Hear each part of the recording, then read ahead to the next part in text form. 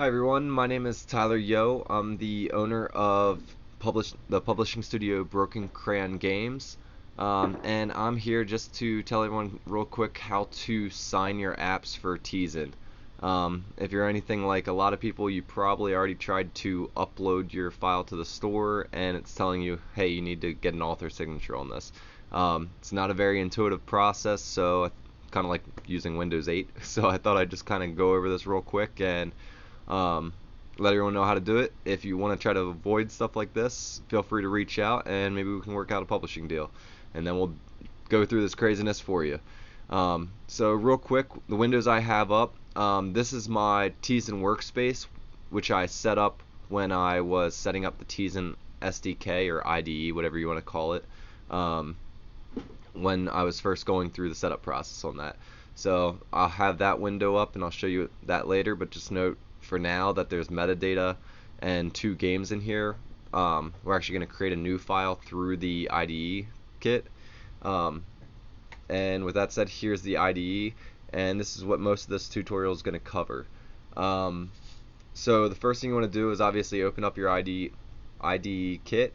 Once you're in there, the first thing you're going to want to do is import the game that you're trying to sign. So to do that, just go to File, Import, and then if you're working in a game engine such as Unity or Game Salad or Marmalade, what it's probably going to be doing is create a wgt file, and that's simply just a widget file. So just go to Tizen and then widget file, or web projects and widget file, and click next.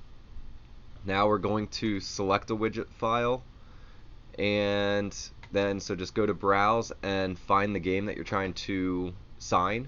So for this one, this is a wgt file that we got from Game Salad. So I'm just going to click that original file, open it, and click finish here and drop out of this menu. So as soon as that's done importing, what you're going to see is in our Project Explorer over here, we now have Wizardish showing up. So make sure you select that particular game file. Once you have that selected, go to Project and then say Build Project. And what this is going to do is compile the project for you and actually add the author signature. That's pretty much the entire process right there. The author signature in itself really doesn't matter. It doesn't even matter what you put in there. It doesn't have to be your company. It doesn't have to be anything. Pretty much just have to throw some random text in there, and you do all of that when you're setting up the IDE package.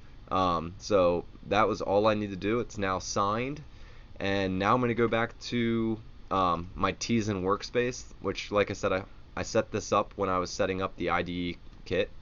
And as you can see, we now have a folder here for Wizardish. I'm going to go into that real quick, and here's a wgt file, and this file now has the author signature attached. It's as simple as that. You pretty much just have to use this IDE, and that'll sign the file for you.